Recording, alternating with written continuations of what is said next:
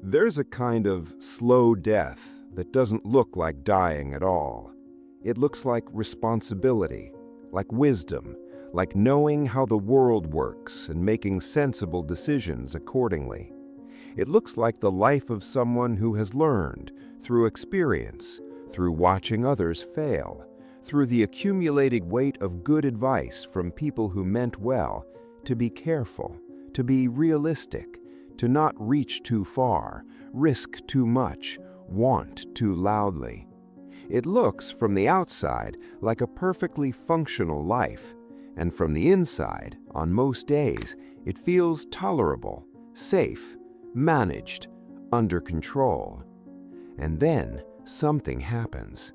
It could be anything: a conversation with someone who did the thing you didn't do, a moment of unexpected quiet where the noise stops long enough for something honest to surface, a birthday that arrives with more weight than usual. And in that moment, something speaks, not loudly, not dramatically, but with a clarity that the managed life has been specifically designed to prevent. It says, "You have been very careful, and you have very carefully constructed a life that is not quite yours." Caution is sold to us as virtue, as the mark of a mature, responsible, sensible person, as the thing that separates the adults from the dreamers, the pragmatists from the fools. And in certain specific, limited circumstances, caution genuinely is wise.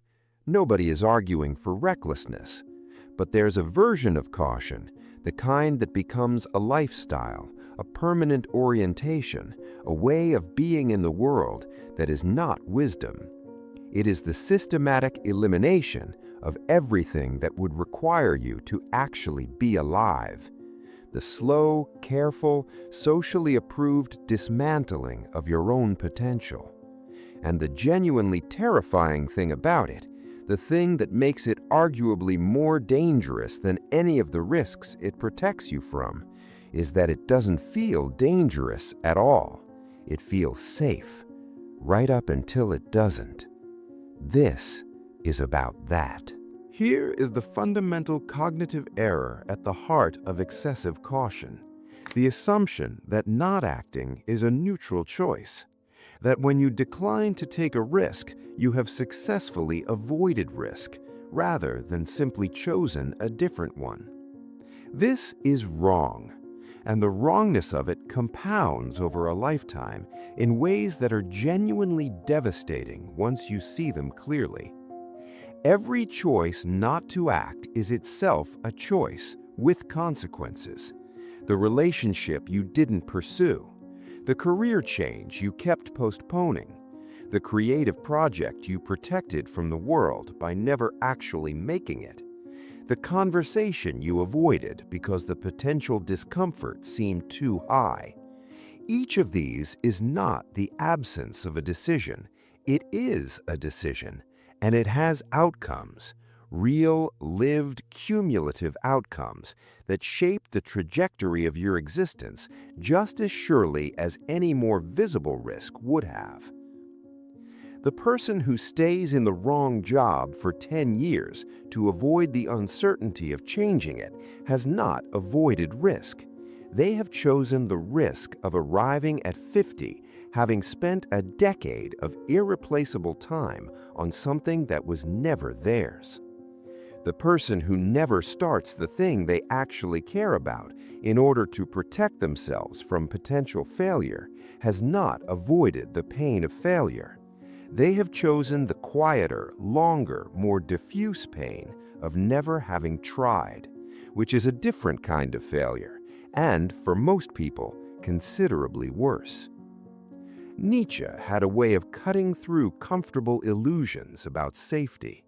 He called the person who has organized his life around the avoidance of all genuine risk the last man, the figure of his deepest philosophical contempt. Not contempt for the person, but for the configuration, the life that has been so carefully arranged against discomfort, against failure, against the genuine uncertainty that genuine living requires, that it has also been arranged against everything that makes life feel genuinely lived. The last man is comfortable. The last man is safe. The last man has successfully minimized the probability of specific bad outcomes. And the last man wakes up, eventually, inside a life that is the sum of all those successful minimizations, and finds it hollow in a way that no amount of additional safety measures will ever address. Because the hollowness is not the absence of comfort, it is the absence of genuine risk, which is the same as the absence of genuine stakes, which is the same as the absence of genuine meaning. Nothing means much in a life that has been too carefully protected from the possibility of loss. The risk calculation you need to be making is not what could go wrong if I try. It is what is already going wrong right now by not trying. What is the ongoing cost of the safety I'm maintaining? What is being paid in small daily installments of unlived life to keep this particular set of comfortable arrangements intact? When you do that calculation honestly, when you actually account for the invisible risk of excessive caution, the math looks different, sometimes dramatically different. Here is something that almost nobody tells you about the habit of excessive caution. It is self-reinforcing in a way that makes it progressively more dangerous over time, not less. The mechanism is straightforward.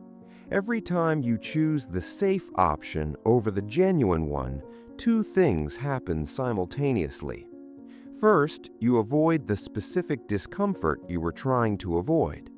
Second, and this is the part that doesn't get accounted for, your tolerance for discomfort decreases slightly. Your baseline expectation of what is manageable contracts a little. The range of things that feel possible, that feel within your capacity to attempt, quietly narrows. And the next time a risk presents itself, it sits against a slightly lower threshold, feels slightly larger by comparison, seems slightly more threatening than an equivalent risk would have felt before the previous safe choice reinforced the pattern.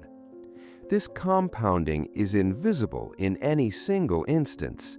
No individual safe choice feels like it's narrowing your world. Each one feels like the rational response to the specific situation, but the accumulation across months and years of consistently chosen safety produces a self that is genuinely less capable of risk than it was before. Not because the risks have gotten larger, because the self has gotten smaller. You can track this in your own life if you look honestly. Think about the things you attempted without much hesitation 10 years ago, the conversations you had, the things you started, the risks you took without the elaborate cost-benefit analysis that accompanies similar decisions now. Were those things genuinely less risky? Or were you simply less practiced at talking yourself out of them?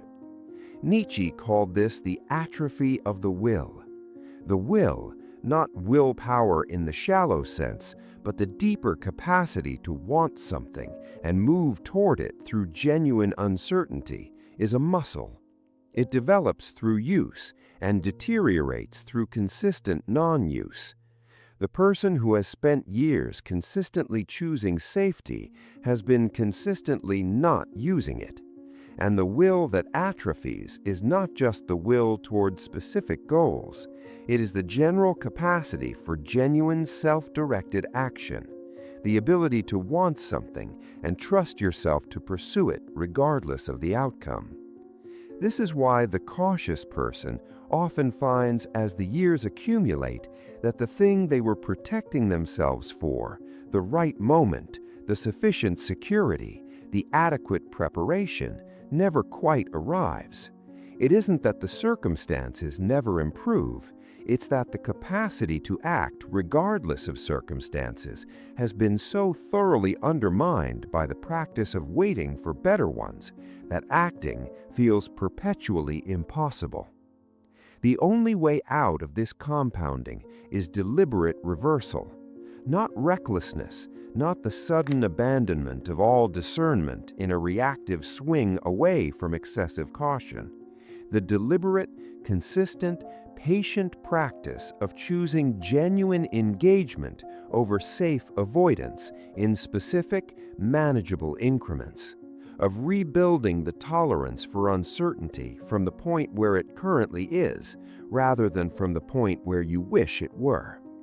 Every genuine risk taken, even a small one, even one that doesn't go perfectly, expands the threshold slightly, makes the next one feel marginally more possible, begins over time to reverse the compounding.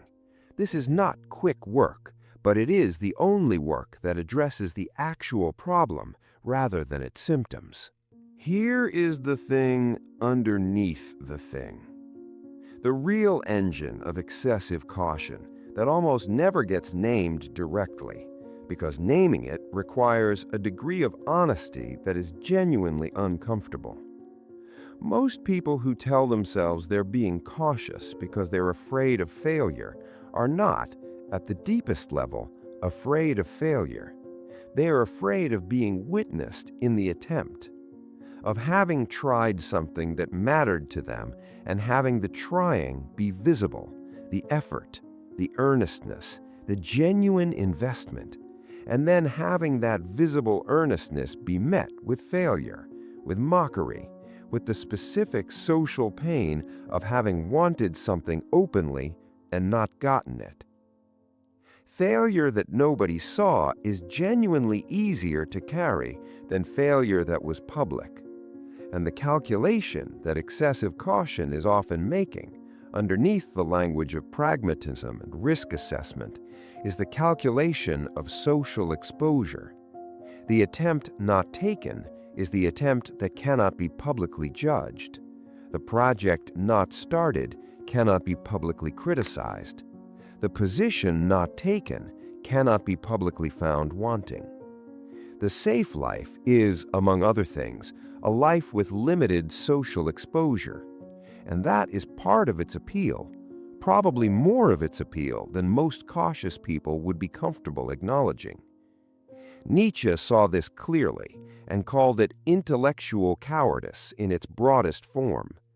Not the absence of courage in dramatic, visible circumstances, the absence of the specific willingness to be seen genuinely trying, to put something that actually matters to you into the world, where it can be evaluated and found insufficient, where your genuine investment can be visible, where the gap between your aspiration and your execution can be witnessed by others. That willingness, the willingness to be earnest in public, to genuinely try in ways that can be observed, to care visibly about the outcome, is one of the most vulnerable human positions available. And the fact that it is so vulnerable is precisely what makes it so essential. Because the things worth doing almost always require this visibility. The creative work worth making has to be released. The relationships worth having require genuine, visible investment. The direction worth moving in has to be actually moved in ways that other people can see. The choice to remain safe is often the choice to remain invisible, and invisible, in the specific sense of never having been genuinely seen trying, is a particular kind of lonely. What helps here is not the reassurance that failure won't happen. It will, periodically. It helps to change the relationship to being seen, to develop the specific capacity to tolerate the visibility of genuine effort without needing the outcome to be guaranteed in order to justify the attempt. To find gradually that being seen trying, really trying, visibly caring, is not the catastrophe that excessive caution has trained you to treat it as. The opinions of the audience do not determine the value of the attempt, and the attempt, not the outcome, is what builds the self.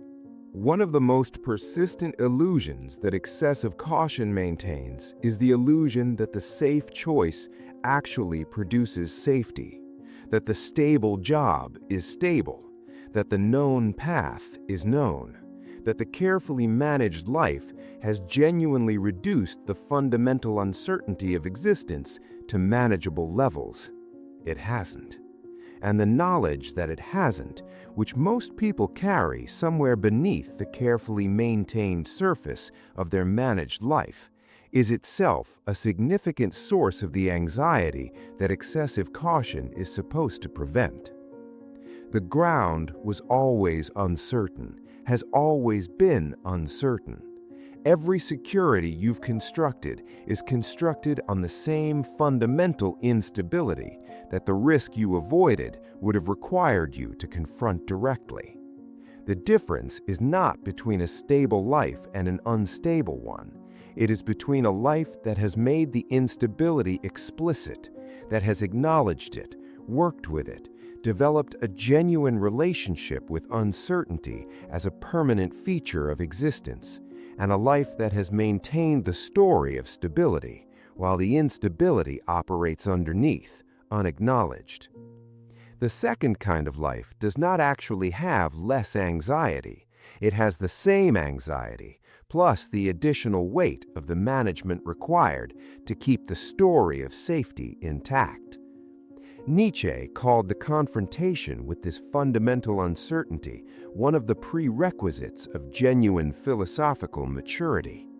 The recognition that there is no safe ground in the ultimate sense, that existence is irreducibly uncertain, that loss is guaranteed, that the attempt to construct a life so carefully managed that genuine risk is eliminated is an attempt that must fail, because the risk is built into the nature of being alive.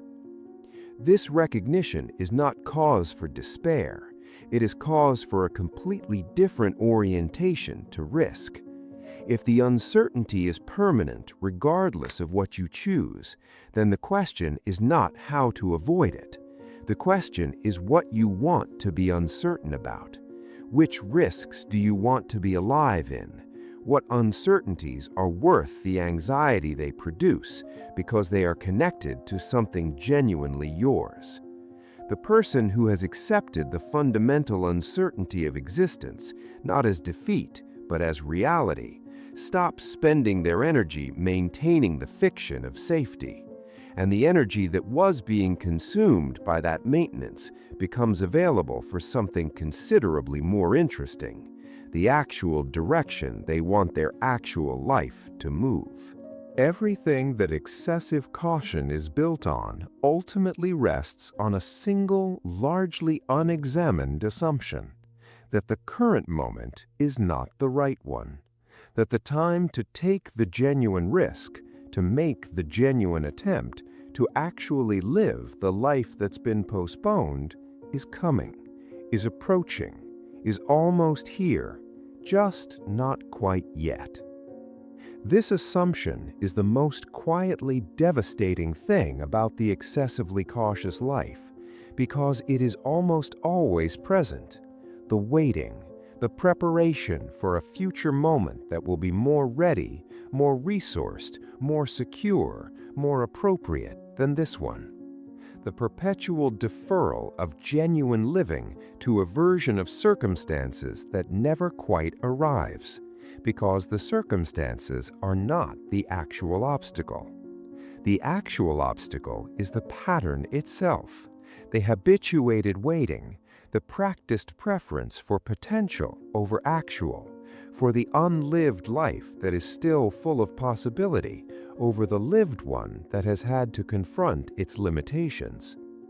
The way that the imagined future attempt is always more perfect than any actual present attempt could be, and the way that this perfection is used, consciously or not, as a reason to keep the actual attempt perpetually at bay. Nietzsche's eternal recurrence, the thought experiment that asks you to imagine your life repeating exactly as it has been forever, is most devastating when applied specifically to this pattern.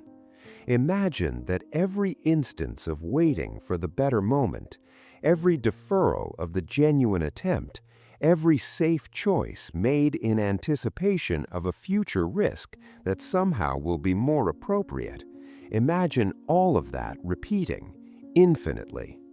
The waiting becoming the permanent condition rather than the temporary one. The postponed life becoming, not through any single dramatic failure, but through the endless accumulation of deferred moments, the actual life. That image, held honestly, without the comfortable reassurance that this time the waiting is almost over, is one of the most clarifying things available to a person caught in the pattern of excessive caution. Because it reveals with uncomfortable precision that the moment you have been waiting for is not a future moment with better circumstances.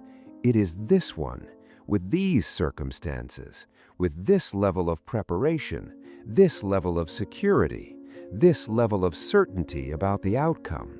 This is the moment, not because it is ideal, it is almost certainly not ideal, because it is actual, because it is here, because the alternative is to wait for an improved version that will feel, when it arrives, exactly as unprepared as this one does.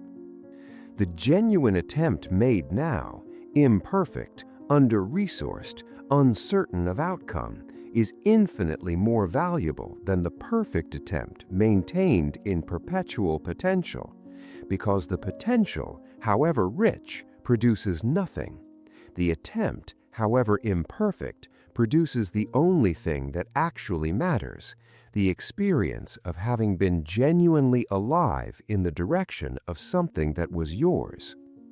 There is a reframe that changes everything if you can actually make it stick. Safety is not the absence of risk, it is the presence of something genuinely worth risking for. The person who has found that, who has done enough honest internal work to know what actually matters to them, what they would actually regret not attempting, what direction their specific, particular, unrepeatable life actually wants to move in, that person is not reckless when they take the leap. They are, in a meaningful sense, safer than the person who has remained on the carefully managed ledge, because they know what they're doing and why. They have counted the cost of both options honestly, and they have decided that the cost of not trying is the one they're less willing to pay. Nietzsche pointed toward this orientation as the deepest form of courage available, not the dramatic bravery of the visible heroic act, but the quieter, more sustained courage of actually living in the direction of your own genuine life, of refusing the comfortable smallness of excessive caution in favor of the specific, demanding, often frightening expansion that genuine living requires. This courage does not look like fearlessness. It looks like action in the presence of fear. It looks like the person who is genuinely uncertain about the outcome and goes anyway, not because they have talked themselves into certainty, but because they have decided that uncertainty is not a stop sign. It is just the feeling of being genuinely alive in something that actually matters. The most dangerous choice you can make is not the bold one, it is the safe one that mistakes its own avoidance for wisdom, that confuses the comfort of the unlived life with the goodness of the actual one, that arrives eventually at the specific reckoning of a person who was very careful and who realizes too late or almost too late that careful was the thing they should have been most afraid of. You're still here. The moment is still this one. That's enough to begin.